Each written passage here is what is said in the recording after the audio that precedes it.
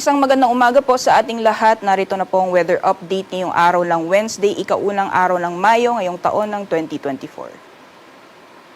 Ngayong buwan po ng Mayo, 1 hanggang sa 2 bagyo ang posibleng mabuo or pumasok ng ating Philippine Area of Responsibility at base po sa ating climatological tracks, 2 senaryo ang posibleng mangyari pag may nabuo or pumasok pong bagyo sa loob ng ating PAR.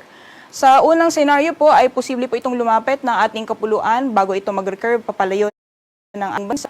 And yung second scenario naman, kung mas mababa po yung entry point ng bagyo or mabuo po ito sa may eastern section ng Mindanao, posible po itong tahakin ang bahagi na po ng Eastern Visayas, Bicol Region, Mimaropa at ilang bahagi ng Calabarzon bago po ito lalabas sa may West Philippine Sea at magre-recurve po ulit palayo ng ating kapuluan. Although sa ngayon po wala naman tayong binabantayan na low pressure area o bagyo sa loob at labas ng ating Philippine Area of Responsibility at hanggang sa darating na linggo or sa susunod na linggo ay wala din po tayong inaasahan na bagyo na posibleng makaapekto sa anumang bahagi ng ating bansa. Base po sa ating latest na satellite image, meron po tayong namamataan ng mga kaulapan na nakaapekto sa ilang bahagi ng Palawan, Visayas at Mindanao. Although sa ngayon po nakikita po natin papanipis itong mga kaulapan na ito, so hindi po ito tatagal na maghapon.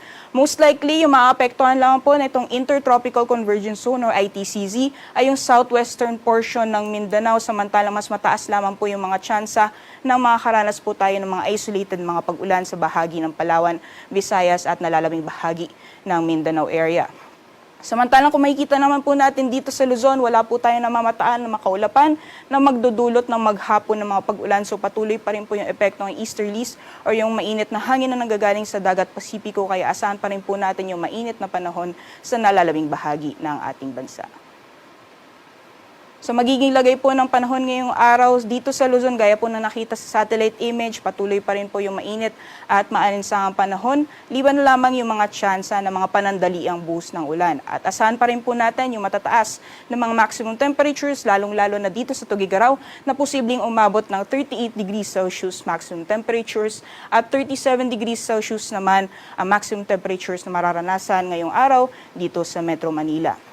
Agwat ng temperatura para sa Lawag, maglalaro mula 27 to 34 degrees Celsius, 18 to 26 para sa Baguio City. Samantalang mataas din po yung maximum temperatures ngayong araw sa Tagaytay na aabot ng 35 degrees Celsius. And agwat po ng temperatura sa Legazpi, maglalaro mula 26 to 33 degrees Celsius.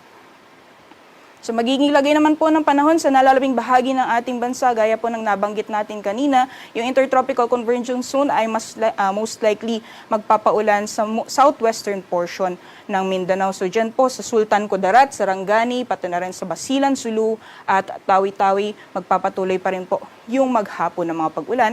Samantala mas mataas lamang po yung mga tsansa na makakaranas tayo ng mga isolated rain showers or thunderstorms, pero generally fair weather conditions pa rin po tayo ngayong araw sa nalalabing bahagi ng ating bansa. Sa agwat naman po ng temperatura ngayong araw sa Kalayaan Islands at Puerto Princesa, maximum temperatures po natin naabot ng 35 degrees Celsius. 34 degrees Celsius maximum temperatures naman inaasahan sa Iloilo, Zamboanga, pati na rin sa Metro Davao.